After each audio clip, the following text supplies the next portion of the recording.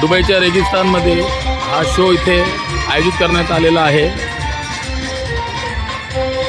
इथे आम्ही उपस्थित आहोत। हे सर्व टुरिस्ट आहेत, अख्ख्या जगातून आलेले लोक आहेत इथे। बांगलादेश, पाकिस्तान, इंडिया, श्रीलंका, आम्ही इथे आलेलो आहोत। आत्ता इकडचे 8 वाजले, म्हणजे मुंबईचे जवळपास 9:15 झालेले आहेत। हा एक शो झाला बघा।